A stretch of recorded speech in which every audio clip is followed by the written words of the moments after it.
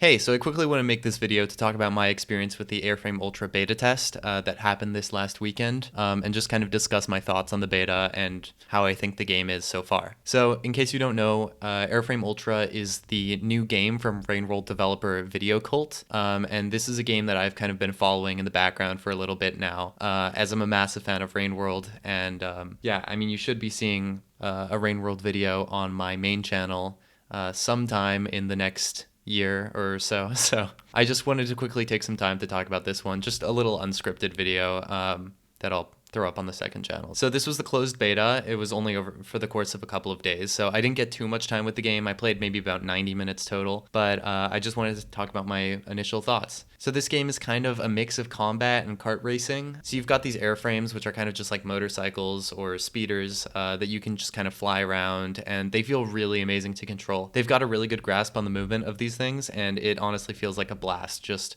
going through these environments while riding these speeders. It feels amazing. In the beta, there are 3 different maps that you could play around in, just kind of, I guess, kind of seeing a variety of different courses and what they have to offer in terms of gameplay. So you'll typically have these racing segments, as you'd expect, but there's also kind of combat segments mixed in. So I suppose a round of Airframe Ultra consists of many different racing segments, as well as parts where you meet at a rendezvous point and just kind of fight other players.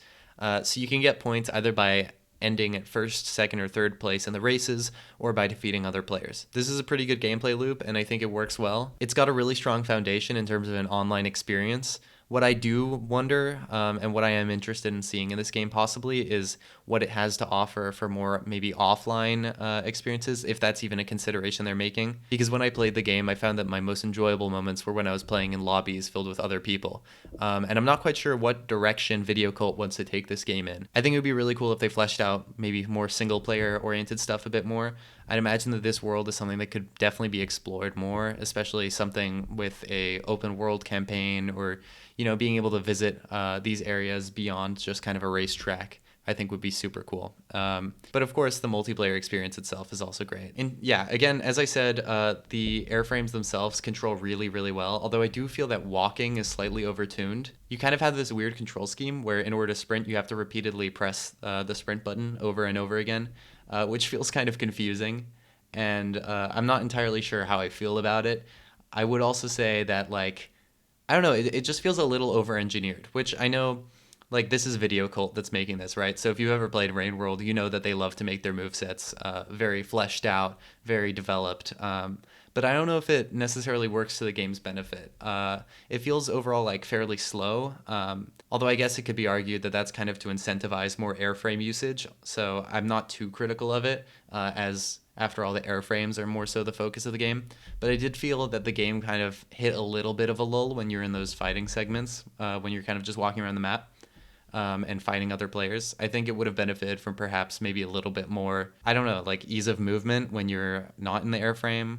It just feels slightly overworked. I'm sure even though this isn't something that I personally enjoyed too much, a lot of people can see the nuance in a moveset like this and definitely use it to their benefit. So as always, it's kind of a double-edged sword. Me personally, it wasn't really something I enjoyed that much, but I understand that that's more so just my opinion. I also thought it was really cool that you could kind of create your own character at the start. It was fun being able to customize your own rider. So I have my little guy over here wearing mostly all white and some purple splotches. I don't know, I was just kind of messing around, seeing what I could make, and I thought it was pretty cool. Its art style is very visually distinct. I feel like with the grid lines, it can be perhaps a little bit of an eyesore when you're playing, but I think it looks really pretty, and Video Cult did an awesome job with the graphics on this one, so I'm definitely excited to see where this is going. If there's one thing that Video Cult is good at, it's creating just a really enthralling atmosphere, and they've definitely nailed that on Airframe Ultra too. Everything just has its own unique flair and feels really, really inspired. Obviously, there's lots of inspiration from works such as Akira, other things like that.